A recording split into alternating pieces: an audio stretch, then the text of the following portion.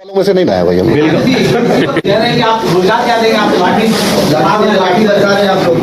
देखिए हमारी सरकार ने जो 18 वर्ष का जो भाजपा का जो कुशासन रहा था उसको जिस प्रकार से हमने पाटने का काम किया, चाहे वो जेपीएससी का मसला हो, आप जिस सीजीएल की बात कर रहे हैं, क्या भाजपा की सरकार ने कभी वैकेंसियों को निकालने का काम किया? क्या भाजपा की सरकार ने हमारे जो झारखंड के युवा हैं उनके हित में कभी सोचने का काम किया? जितनी भी नौकरियां हमारी रही, तमाम की तमाम नौकरियां आज कोर्ट में लंबित पड़ी हुई नजर आती हैं, जो पुराने जो रहे हैं या विवाद में पड़े हैं। माननीय मुख्यमंत्री जी ने स्पष्ट रूप से कहा, अगर आपको लग रहा है कि कदाचार हुआ है, सिर्फ व्हाट्सएप से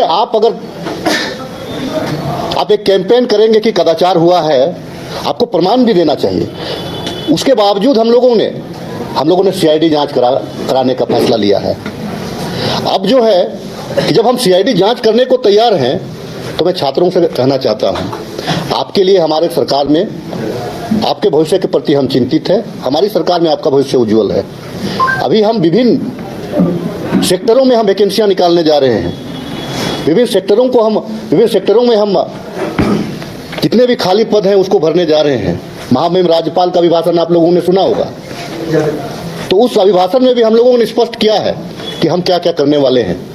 लेकिन मैं छात्रों से आग्रह करना चाहूंगा, आप हमारे बच्चे हैं, आपके भविष्य की हमको चिंता है। भाजपा के लोग सिर्फ दिग्भ्रमित करने में लगे हुए हैं और उनको बहुत सारे ऐसे भी छात्र हैं जो भाजपा के कार्यकर्ता भी बनना चाह रहे हैं। मैं आग्रह करना चाहूंगा कि भविष्य आपका सुरक्षित है, आप नौकरी की ओर ध्यान दें, हम आपको नौकरी देने के लिए तैयार हैं। अच्छा, हमको अपनी एजेंसी पे आपको भरोसा नहीं है क्या? आपको अपना चैनल पे भरोसा नहीं है क्या? हमको हमारी एजेंसी पे हमको भरोसा है। इस विषय पे एक बात सिर्फ कहना चाहेंगे आपके माध्यम से। और इसी में एक सवाल और है कि शांतिपूर्ण ढंग से वो आंदोलन कर रहे थे, फिर भी इनको। अच्छा, एक चीज मुझे बताइए, आप ये कानून में ही लिखा हुआ है कि आप एनएच को जाम नहीं कर सकते। एनएच को आप जाम नहीं कर सकता है। कोई सरकारी संस्थानों पे आप शांतिपूर्ण तरीका से, गांधी जी बापू जी हमारे हैं, आप वहाँ मीडिया पे आपको अगर फोकस होना है तो आप वहाँ पे आप बात कर सकते हैं। आप ये जोर जबरदस्ती या हठधर्मिता वाली जो बात है, और आप क्या कर रहे हैं? सरकार को झुकाना चाह रहे हैं क्या? सरकार तो आपके हित के लिए कर रही है। मैंने तो स्पष्ट रूप से कई एक जगह पे कहा कि 2-2 दिन का नेट बंद था। आप लोगों ने हमारे खिलाफ में ना जाने क्या क्या प्रचार प्रसार किया, किस लिए? कि हम पारदर्शिता के साथ में रिजल्ट को देना चाह रहे थे। देखिए चंपाई दा जो है, उनका क्या प्लानिंग था, वो तो अभी भाजपा में है, ठीक है, भाजपा में है। उनका खेमा में जा करके उनको जरूर पूछिएगा, लेकिन हम सीआईडी जांच करवा रहे हैं, दूध का दूध और पानी का पानी हो जाएगा।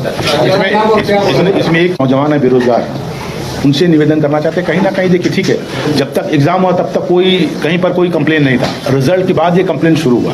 हमको लगता है कहीं ना कहीं जो कुछ लोग के बहकावे में नहीं आना चाहिए। और हमको मेरी जानकारी है कहीं कहीं अलग अलग तरीके से बातें आते हैं, मगर जानकारी नहीं है सचमुच में कि कितना उसमें सच्चाई है।